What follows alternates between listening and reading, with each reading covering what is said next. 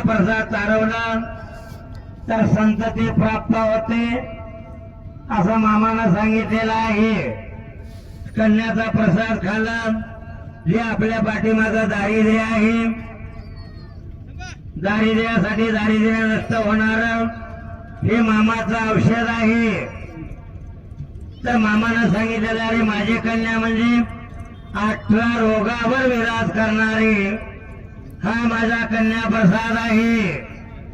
मामाच्या दरबारामध्ये रामबाण औषध, मामाची कन्या आणि मामाचा प्रसाद. आरतीच्या पाठीमागून बसलेली पलीकडली महिला दोघी जणी तुम्ही काय आले प्रसाद. तर एवढी ताकद त्या कन्याच्या प्रसादात आहे. आणि आपल्या पाठीमागलं दारिद्र्य नष्ट होते, ज्यामुळे संतती नष्ट होते. आणि ज्याला आपण अर्धांगवाई म्हणतो, डॉक्टरच्या भाषेमध्ये ज्याला पॅरालिस म्हणतो, ते पॅरालिस मधून सुद्धा मुक्त करायची ताकद या मामाच्या भंडाऱ्यामध्ये आहे.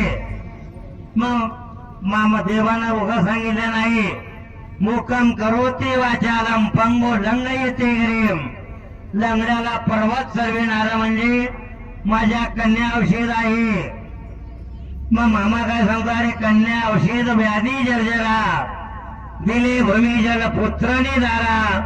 रक्ता भक्ता बोलते रागाच्या भरा, भंडाऱ्याचा महिमा ऐसा गुरुवारा. एवढी ताकद त्या मामाच्या भंडाऱ्यामध्ये आहे.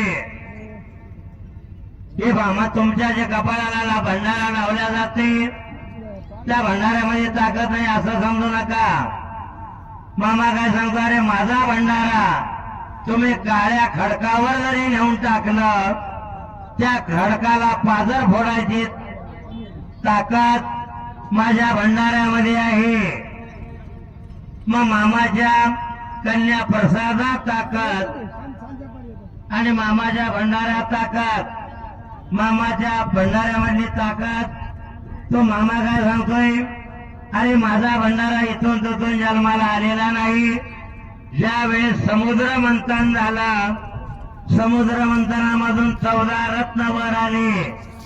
त्या 14 रत्नापैकी 14व रत्न म्हणजेच माझा भंडारा आहे.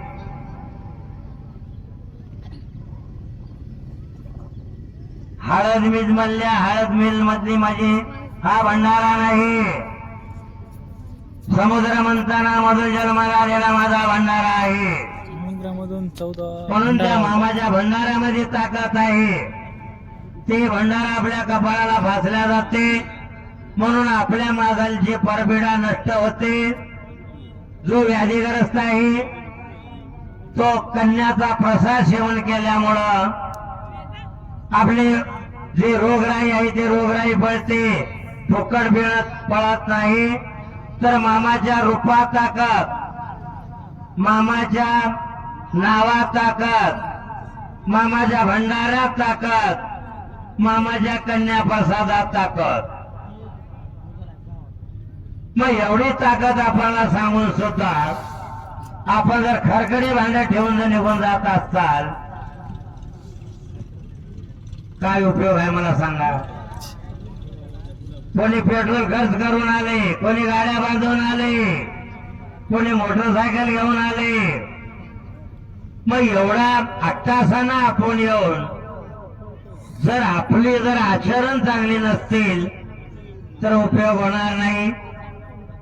कुठे गेलतात घरीच होतो म्हणायची येईल, तसा प्रकार करू नका. आपला बदल करा. आरतीचा टाइम झालेला आहे. अहो दुसऱ्या पालखीमध्ये तुम्ही पाहता कन्याचा प्रसाद भक्तापर्यंत पोटभर अजिबात पुरविला जात नाही. केवळ पालखी नंबर 12 मध्ये मामाचा प्रसाद भक्तापर्यंत पोटभर दिला जाते. त्याचं कारण आहे तुमच्या भागातले मराठवाड्यातले कारभारी असल्यामुळं हे कन्याचा प्रसाद बनवणे सोपं नाही, रिक्षी काम आहे. मग रिक्षी घेऊन बनवावं लागते, त्याची विल्हेवाट लावावी लागते, तो प्रसाद ठरतो. काय बघता कुठले बहुराले तिकडे कन्यात आहे, एवढी ताकद या भंडाऱ्यात आहे. तर अजिबात त्या मामाच्या प्रसादाची हेलना करू नका. मामाच्या प्रसादाला नाव बोट ठेवणं सुद्धा सोपं नाही.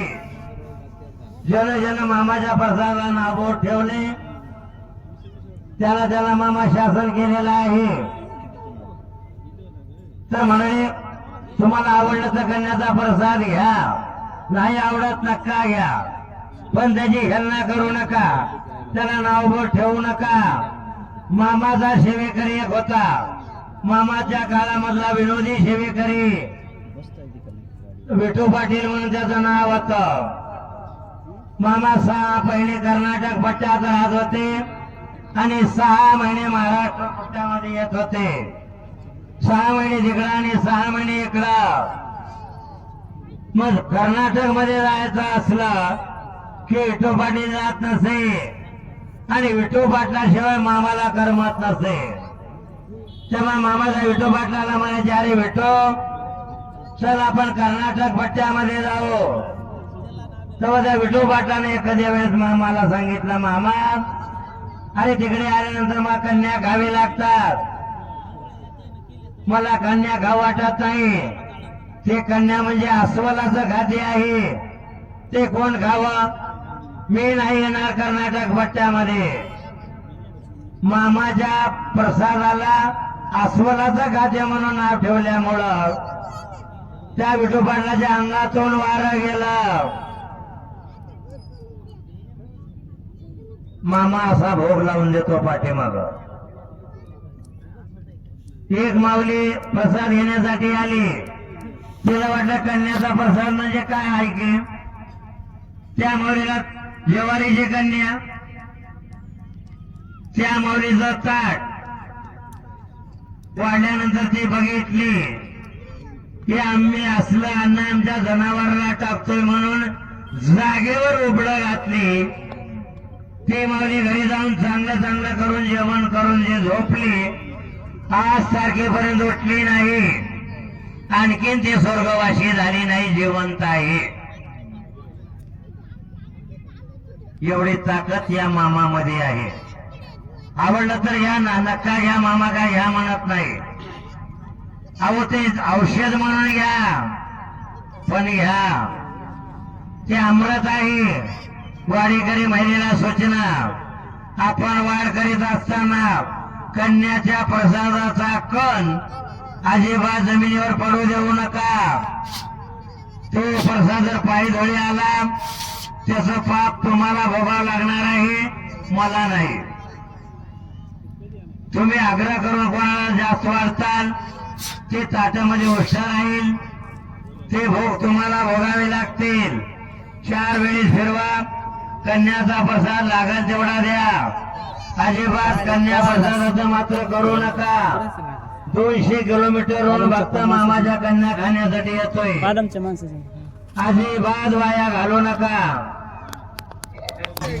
गिलास नाही तर इकडं